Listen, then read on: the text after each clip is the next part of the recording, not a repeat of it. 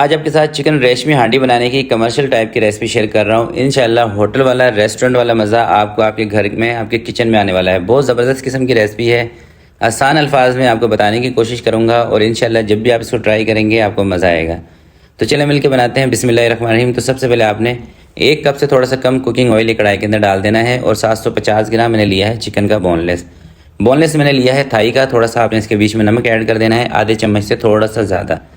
तो सबसे पहले आपने चिकन बोनलेस को अच्छे तरीके से तेल के अंदर फ्राई कर लेना है ताकि इसके अंदर जो स्मेल वगैरह होती है ना, बहुत सारे लोगों को भाई चिकन के अंदर से स्मेल आती है, तो वो चीज़ ख़त्म हो जाती है जब आप इसको तेल में अच्छे तरीके से फ्राई कर लेते हैं। और रेस्टोरेंट में भी इसको इसी तरीके से बनाया जाता है, पहले तेल में अच्छी तरह से इसको फ्राई करते हैं। और यही वो चीज़ है कि जो आप घर में बनाते हैं तो ये चीज़ें मिस होती हैं। आप कहते हैं कि रेस्टोरेंट में खाया था तो उसका टेस्ट कुछ और था, घर में खा रहे हैं तो वो वाला टेस्ट नहीं आ रहा।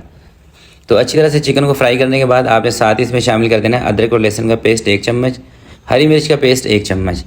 और दोबारा से आपने इसको अच्छी तरह से फ्राई करना है। ये जो पानी आपको नज़र आ रहा है ना, इसको आपने ख़त्म कर लेना है। पानी को इतनी देर तक आपने फ्राई करना है। जब ये पानी ख़त्म होगा ना, चिकन का कलर भी चेंज हो जाएगा। अच्छा, इस रेसिपी के अंदर वैसे तो बोनलेस चिकन का इस्तेमाल किया जाता है, मगर अगर आपको बोनलेस चिकन पसंद नहीं, आप चाहते हैं कि बोन वाला चिकन होना चाहिए, तो उसके साथ भी आप इसको बना सकते हैं।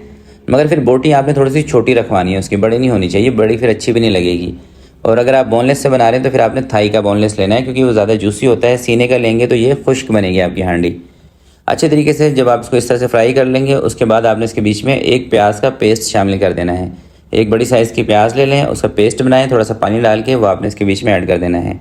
और 2 छोटे साइज़ के टमाटर ले लें या 1 बड़े साइज़ का टमाटर हो तो उसका पेस्ट शामिल कर दें।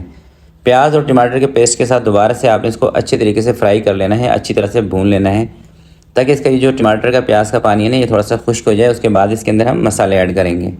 और ये जो दोस्तों होटलों के ऊपर कढ़ाई हांडियाँ जितनी भी बनती हैं ना, मखनी हांडी, मलाई हांडी, चिकन कढ़ाई, शनवारी कढ़ाई, एक बात इन सारी चीज़ों के अंदर तय है कि इसके अंदर बहुत ज़्यादा मसालों का इस्तेमाल नहीं होता है। सिर्फ पकाने की थोड़ी सी टेक्निक होती है। अगर वो आप थोड़ी सी समझ लें तो इंशाल्लाह आपकी चीज़ें भी रेस्टोरेंट वाली ही बनेंगी, बल्कि उससे भी मज़ेदार बनेंगी। अब मसालों के अंदर कुटी हुई लाल मिर्च आपने ऐड करनी है, लाल मिर्च का पाउडर नहीं ऐड करना, और ज़ीरा पाउडर।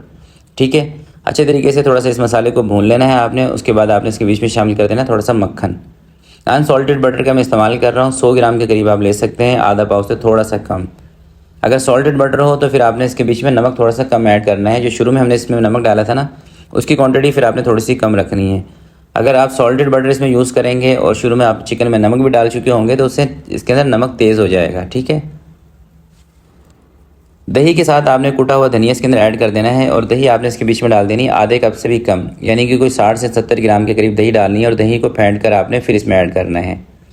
दही डाल के दोबारा से आपने अच्छी तरीके से इसको भून लेना है।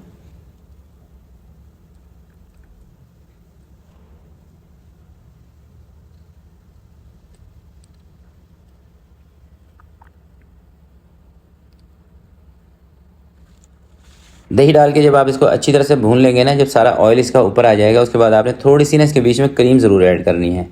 यानी कि कोई 100 से लेके 80 ग्राम तक आप इसके बीच में क्रीम ऐड करेंगे। यानी कि जितनी आपने दही इसके अंदर डाली होगी ना, उस हिसाब से आपने इसके बीच में क्रीम भी ऐड कर देनी है। और क्रीम डाल के ना आपने इसको ज़्यादा देर तक पकाना नहीं है। अगर क्रीम डाल के ज़्यादा देर तक आप इसको पकाते हैं तो क्रीम के अंदर जो घी होता है ना, वो घी निकल आता है। फिर क्रीम वाला जो काम है ना, वो चीज़ ख़त्म हो जाती है। तो इस तरह की कोई भी कढ़ाई हो, आप कोई भी हांडी बना रहे हो जिसके अंदर आप क्रीम का इस्तेमाल कर रहे हैं, मलाई क्रीम का, तो क्रीम डाल के आपने ज़्यादा नहीं पकाना, सिर्फ 15 से 20 सेकंड या 30 सेकंड के लिए पकाना है ताकि क्रीम अच्छी तरीके से इसके अंदर एडजस्ट हो जाए बस। उसके बाद आपने इसका चूल्हा बंद कर देना है। क्रीम ऐड करने के बाद जब आप इसको 20 से 25 सेकंड तक पकाएंगे तो हल्का हल्का सा ना इसकी साइडों से ऑयल निकलना स्टार्ट हो जाएगा। बस आप समझ जाएंगे क्रीम आपकी पक चुकी है, आपने चूल्हा इसका बंद कर देना है। ठीक है, अगर क्रीम डाल के आप इसको ज़्यादा देर तक पकाने लग जाएंगे तो फिर एक तो ये थिक भी हो जाएगी, और क्रीम का जो अपना जो घी होता है ना, क्रीम के अंदर जो ऑयल होता है, फैट होता है, वो चीज़ निकल आएगी। तो देख रहे हैं हल्का सा इसने ऑयल छोड़ दिया है। तो अब इसका चूल्हा मैं बंद करने लगा हूँ इसी स्टेज पर। और लास्ट में आप चाहें तो थोड़ा सा बारीक कटा हुआ धनिया भी इसके अंदर ऐड कर सकते हैं, या बारीक कटी हुई अदरक भी आप इसमें ऐड कर सकते हैं। तो ज़बरदस्त किस्म की रेशमी चिकन हांडी हमारी तैयार हो चुकी है। चूल्हा बंद करके आपको दिखाता हूँ इसका फाइनल लुक। थोड़ा सा करीब से आप इसको ज़रा देख लें, ये देखें।